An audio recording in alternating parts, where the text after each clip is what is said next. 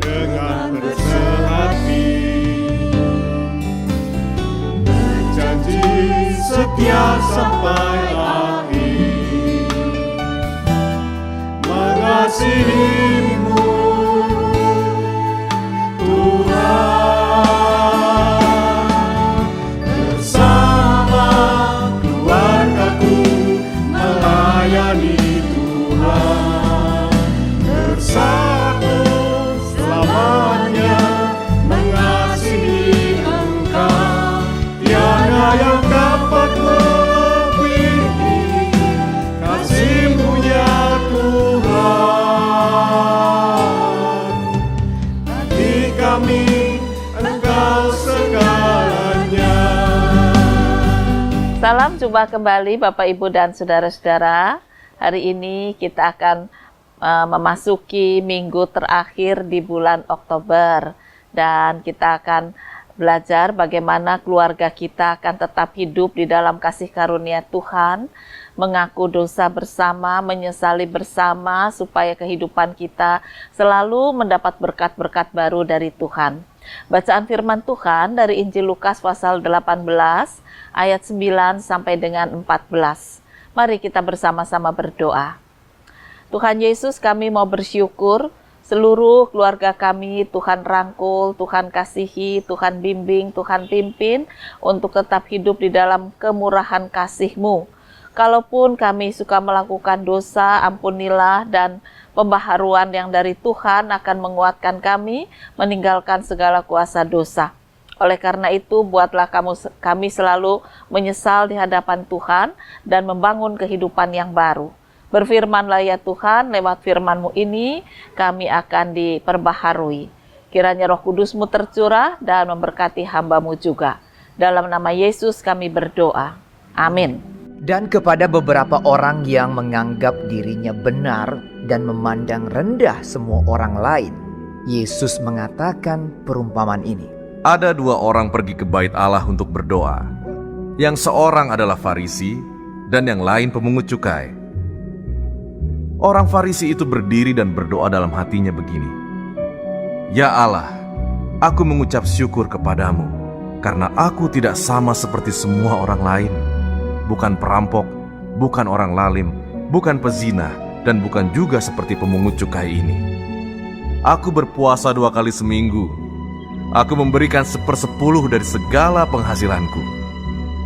Tetapi pemungut cukai itu berdiri jauh-jauh. Bahkan ia tidak berani menengadah ke langit, melainkan ia memukul diri dan berkata, "Ya Allah, kasihanilah aku orang berdosa ini." Aku berkata kepadamu, orang ini pulang ke rumahnya sebagai orang yang dibenarkan Allah, dan orang lain itu tidak. Sebab barang siapa meninggikan diri, ia akan direndahkan, dan barang siapa merendahkan diri, ia akan ditinggikan. Maka datang Bapak, Ibu, dan Saudara-saudara, firman Tuhan ini menyatakan bagaimana ada dua orang yang sama-sama menyesal di hadapan Tuhan. Yang satu dengan segala gayanya menarik, mengungkapkan segala kebahagiaannya, kebenarannya, dan kemakmurannya. Jadi ada penyesalan, tapi ya sedikitlah lebih bangga dia pada dirinya yang sombong, yang menganggap dirinya tidak berdosa. Tetapi yang satu jauh-jauh dari hadapan Tuhan, dia nangis, dia menyesal, dia meminta pengampunan Tuhan, dan kemudian Tuhan justru memberikan perhatian kepada yang memanggil namanya. Nah, memanggil namanya yang tadi mengaku benar juga memanggil nama Tuhan, tetapi bukan untuk menyatakan kerinduannya dekat dengan Tuhan, melainkan untuk pamer. Sementara yang satu itu memanggil nama Tuhan dengan penyesalan, dengan kerinduan untuk mendapatkan kasih dan pembaharuan. Nah, kadang-kadang kita itu hidup justru tidak memanggil nama Tuhan untuk menerima berkat-berkat baru melalui penyesalan kita, pengakuan dosa kita. Tapi kita meminta berkat melalui kesombongan kita, dan kalau kita tidak terima berkat seperti yang kita harapkan, kita kemudian berkeluh kesah, kemudian kita kecewa dan menganggap Tuhan tidak mendengar. Memang Tuhan tidak mendengar pada orang-orang yang tinggi hati, yang sombong, yang merasa sudah mampu, karena sesungguhnya mereka tidak membutuhkan Tuhan. Tetapi Tuhan akan mendengar dan menjawab dan bersikap kepada orang-orang yang sungguh-sungguh datang kepadanya dengan penuh penyesalan dan kerinduan untuk mendapat pembaharuan. Nah, hari ini kita mau belajar bagaimana keluarga kita. Adakah seluruh keluarga kita itu suka mengalami pertobatan bersama, menyesal bersama, dan kemudian hidup dalam pembaharuan bersama? Atau cuma satu-satu saja yang bertobat? Minggu ini bapaknya, minggu depan istrinya, minggu depan lagi baru anaknya. Itu tidak ada gunanya. Tidak ada keluarga yang menyatu di dalam pembaharuan. Nah, mari kita bersama datang pada Tuhan di dalam penyesalan dan upaya pertobatan supaya seluruh keluarga kita itu merasakan berkat-berkat yang memang Tuhan curahkan. Nah, Bapak, Ibu, dan saudara-saudara, ada seorang anak umur 8 tahun. Satu hari dia dinyatakan sakit, demam berdarah, dan karena itu dia harus opnam di rumah sakit. Ketika orang tuanya tahu, lalu anak ini dibawa ke rumah sakit, dan kemudian dia opnam, ya, dia mondok di rumah sakit. Hari kedua, ketika orang tuanya datang, anak itu mengusir orang tuanya. Karena memang ketika ibu dan ayahnya datang, mereka datang tidak bersamaan, ibu dan ayah ini, ya. Jadi mereka datang sendiri-sendiri, lalu mereka bercakap-cakap sendiri dalam bentuk pertengkaran. Suami istri ini saling menyalahkan dan bertengkar. Lalu anaknya jadi jengkel dan marah dan katakan, pergi. Aku tidak mau dengar lagi orang bertengkar di sini. Mana mbaknya? Dan dia mulai teriak-teriak, dia mulai nangis mencari mbaknya. Lalu mamahnya bilang, maaf ya dek, ini mamah di sini. Ini mama di sini. Papahnya bilang, ini papa. Anak itu bilang, pergi semua. Akhirnya suster datang dan mencoba melerai pertengkaran itu. Suster itu berkata, sebaiknya bapak dan ibu keluar dulu. Biar anak ini tenang dulu, karena kalau tidak nanti panasnya naik lagi, padahal dia butuh istirahat dan butuh hati yang tenang. Tolong panggil mbak yang dicarinya. Akhirnya dengan kecewa, dengan marah, orang tua itu keluar dan mbaknya disuruh masuk. Begitu mbaknya masuk, anak itu memeluk mbaknya sambil nangis dan kemudian menjadi tenang. Ini peristiwa menarik, aneh tapi nyata. Nah, di luar, suami istri ini tengkar lagi. Belum puas dengannya di dalam, tengkar lagi, sampai akhirnya mereka katakan, sebaiknya kita panggil pendeta. Lalu esok hari pendeta datang di rumah sakit, dan anak itu mengulangi perbuatan yang sama. Dia minta sama pendeta untuk mengusir kedua orang tuanya. Akhirnya Pak Pendeta ini mengatakan, baik, tolong Bapak dan Ibu keluar sebentar, saya akan bicara dengan anak ini. Nah, anak ini ditanya, kenapa toh mama dan papamu itu kamu usir, mereka sampai libur, sampai cuti untuk nengok kamu, merawat kamu di rumah sakit. Anak itu mengatakan, ini semua munafik. Mereka maunya cuma bertengkar, kalau ketemu bertengkar, aku bosan, aku risih, aku tidak punya orang tua. Yang ada adalah mbakku. Karena orang tuaku selalu pergi dan tidak pernah di rumah. Kalau sudah bertengkar, mereka kemudian pergi. Pulang malam, aku sudah tidur. Pagi aku mau sekolah, yang ladenin mbak. Pulang sekolah ada mbak. Lalu sampai malam yang ada mbaknya. Orang tuaku cuma mbakku. Mama dan papa itu nggak pernah perhatian. Nah, akhirnya pendeta itu sadar bahwa ada luka yang sangat dalam di hati anak ini. Lalu dia bertanya, maukah kamu bersama-sama berdoa? Nanti kita minta Tuhan menolong supaya hatimu tidak dendam pada orang tua, dan orang tua juga bisa mengalami perubahan.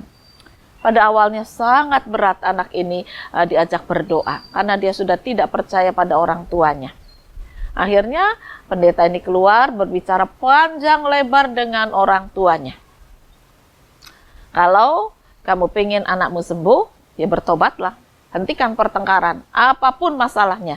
Jangan lagi diselesaikan dengan pertengkaran, tetapi dengan cinta kasih, dengan kepala dingin, dengan kata-kata bijak. Kalau kamu mau bertobat, tentu Tuhan akan menopang dan menolong. Nah, orang tua itu menjadi bingung, ya, karena rupanya mereka juga saling entah bagaimana ya, tidak ada lagi cinta kasih. Tapi kemudian pendeta itu membimbing sampai ketika beberapa hari kemudian kedua orang tua itu mengaku bahwa mereka siap untuk mengaku dosa dan mereka mau hidup baru. Lalu mereka datang pada anaknya, mereka minta maaf, dan mereka katakan, kami akan berubah. Mari kita bersama-sama mengalami pertobatan di dalam Tuhan. Nah, pendeta membimbing dalam doa, mereka bertiga rangkulan nangis, lalu mereka saling mendoakan, anak ini mendoakan orang tuanya, orang tua juga saling mendoakan suami dan istri, dan kemudian mendoakan kesembuhan anak. Jadi ada pertobatan dalam keluarga ini. Mereka sadar bahwa pertengkaran tidak bisa menyelesaikan masalah. Pertengkaran, salah paham yang diruncingkan tidak akan membuat keluarga bahagia. Tetapi hati yang dipenuhi dengan hikmat Tuhan karena mengalami pertobatan, dipenuhi kebijakan, penuhi cinta kasih, penuhi pengampunan, dipenuhi niat hidup baru, itulah yang membawa hidup pada keluarga untuk sejahtera. Nah, setelah mereka menangis bersama, lalu anak itu mulai mengalami kesembuhan dengan cepat. Jadi ternyata dokter mengatakan memang demam berdarahnya sudah lewat masa kritis, tetapi anak ini untuk menaikkan sel darah merah kok berat sekali ya. Gitu. Tapi setelah anak itu punya hati yang tenang, bisa menerima kehadiran orang tua dengan sukacita, naiknya cepat sekali. Dan dokter mengatakan itu pengaruh dari cinta kasih, itu pengaruh dari perhatian, itu pengaruh dari orang tua yang bersama dengan anak mengalami pembaharuan dalam Kristus. Jadi sungguh, saudara-saudara, pembaharuan dalam Kristus itu efeknya sangat-sangat besar dan luar biasa. Bisa membaharui kehidupan berkeluarga, bisa membawa kesehatan, bisa membawa sukacita, bisa membawa pekerjaan juga jadi baik, dan bisa membawa rezeki diperbaharui hari lepas hari. Nah, oleh karena itu mari sekarang kita belajar mengalami pertobatan bersama dengan seluruh keluarga. Memang ada pemikiran yang berbeda bisa terjadi suami istri, orang tua anak. Tetapi tidak perlu itu dipertentangkan dengan sangat besar, sangat lebar. Bicaralah dari hati ke hati untuk mencari jalan tengah, lalu tidak lagi perlu bertengkar secara hebat, melainkan selesaikan di dalam pengampunan dan cinta kasih. Akhirnya anak ini bisa pulang dengan tubuh sehat dan di rumah menjalani proses kesembuhan selanjutnya, tetapi dia bersuka cita karena ada ibu yang mendampingi, ada ayah yang pulang kerja sore-sore, dan ayah mengatakan, maaf ya nak, nanti beberapa hari ke depan mungkin ayah tidak bisa punya uang agak banyak, selain kemarin habis untuk berobat, ayah sekarang mau lebih banyak di rumah dampingi kamu, jadi nggak lembur-lembur. Kalau lembur itu kan memang dapat uang lebih, tapi sekarang ayah berpikir untuk mendampingi kamu lebih penting. Anak itu mengatakan, nggak usah, aku sudah punya apa yang ayah berikan. Ya. Aku tidak ingin lagi macam-macam barang-barang mewah. Aku kepingin orang tuaku hidup dalam kerukunan. Nah, ini kerinduan seorang anak. Akhirnya orang tua itu bisa berbaikan walaupun melalui proses. Ya, ada masih salah paham, ribut-ribut kecil, tapi segera berhenti ketika mereka sadar, kita harus damai demi masa depan keluarga, demi masa depan anak. Nah, oleh karena itu, marilah seluruh keluarga mengalami pertobatan bersama, damai sejahtera Kristus yang berkuasa atas kehidupan keluarga saudara menjadi bekal menghadapi hari esok. Hari esok mungkin lebih berat, tetapi kalau keluarga ada dalam damai, kita topang bersama, bergandengan tangan, kekuatan bersama, maka sejahtera itulah yang akan melanjutkan kehidupan bersama-sama. Biarlah damai sejahtera Kristus, pengampunan Kristus berkuasa atas kehidupan keluarga saudara. Tuhan memberkati firman-Nya. Amin. Mari kembali kita berdoa. Bapa di surga, kuasai kami bukan dengan emosi kemarahan, tetapi dengan kekuatan cinta kasih Kristus yang mengampuni, yang menopang, yang menolong hidup kami, supaya kami boleh membangun kehidupan berkeluarga dengan penuh damai sejahtera Kristus, yang memberikan pengampunan dan hidup baru. Kiranya seluruh keluarga boleh akan berkat anugerah Tuhan waktu demi waktu, jam demi jam, hari lepas hari, menjalani hari-hari yang Tuhan anugerahkan. Inilah doa kerinduan kami dalam nama Tuhan Yesus Kristus. Amin. Gelombang badai hidup coba menghalangi, namun kuasa Tuhan buka jalan kami.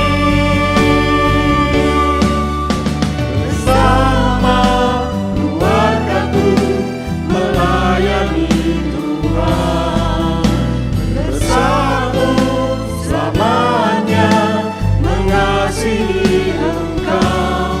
Tiada yang dapat melebihi kasih-Mu ya Tuhan.